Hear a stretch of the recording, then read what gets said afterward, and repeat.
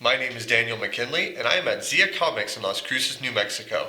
And today, I'm going to show you how to play the 1+ player game Sherlock Holmes Consulting Detective, specifically the Jack the Ripper and West End Adventures.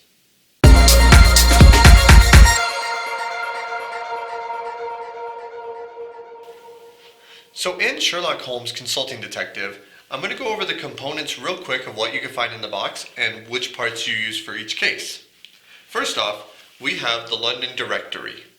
The London directory has a lot of great information about different contacts that you might or might not use throughout the course of the game.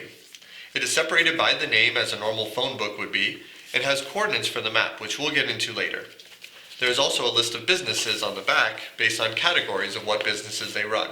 We'll also get into that later.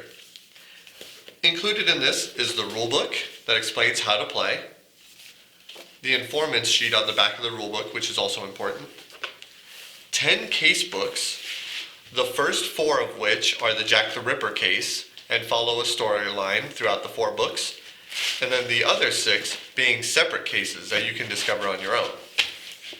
We also have a double-sided map that has the greater city London on one side and a smaller district of London for the Jack the Ripper cases on the other. And finally, we have a number of newspaper articles that are set in whichever time frame your case is being taken place. So, at the beginning of the game, you're going to choose one of the cases to use.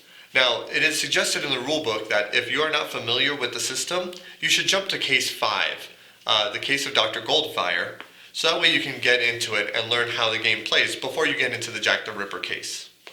But on each of these books, they are listed on the bottom by what chapter they are or which case they are. The first 4 is the Jack the Ripper one, and then the 5th one and more is Goldfire and beyond. Once you've picked your case, in this example, we'll do Dr. Goldfire, which is the 5th case. You will be reading the book from the front. The front gives you a bit of information and the backstory of what's happening. It will tell you all of the information that you need to know and setting you in the right case. What you're ultimately trying to do in this game is you're trying to solve the case and the mysteries before Sherlock Holmes can do it. Now realistically, that's really difficult if you know anything about Sherlock Holmes, but it doesn't mean you can't give it a try. As you're going through the case, it'll give you some contacts. It might give you their address directly, or it might tell you their names, and you can try and find them in the directory. For example, if I looked at the name Hobie and Gullick right here, I know that I need to go to 89 Southwest. Now let's look at the map now. The map is divided into 6 sections. There's Northwest, West Central, East Central, as well as Southwest, South Central, Southeast. Each of those numbers that are in it, the corresponding numbers in 89 for that previous example, will reference the number that is on that section. So if you look for number 89 in Northwest, that will be the location you're going to. Normally on a piece of paper, you'll want to write these down for future reference in case it matters in the case later on.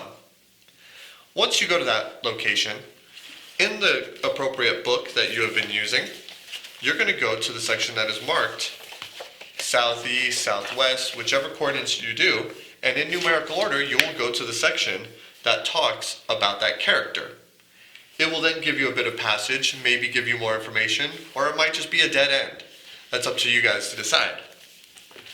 As you continue throughout this, you also have common informants that Sherlock Holmes normally uses, such as right here, the medical examiner or the criminologist, even as much as Sherlock Holmes himself. If you need a little bit of help, you can go consult with him directly, but know that it will take away from your points. Also, finally, a lot of times in the newspapers, you can look at anything that was at that date or previous, because there might be articles in the past that pertain to different cases. So once you look through those, that might give you more information on what to find. The game continues in a very open path until you choose that you are done. If you feel that you have enough information to solve the case, then you will go into the back of the book. The back of the book is purposefully upside down, and it has a series of questions that you will be answering based on the case. Once you have answered the questions, then you will open up the envelope and read the answers to see how close or far away that you were. Sherlock Holmes always scores at 100 points. Your job is to get higher than that if possible, but good luck finding it. So as you can see, if you're in for a real mystery and don't like all the crunchy rules and mechanisms that you really need to work with and just want to dive into the story, this is going to be your best option. So, if you want to see it played or would like to give it a try yourself, come by Zia Comics in Las Cruces, New Mexico, where you can try Sherlock Holmes Consulting Detective.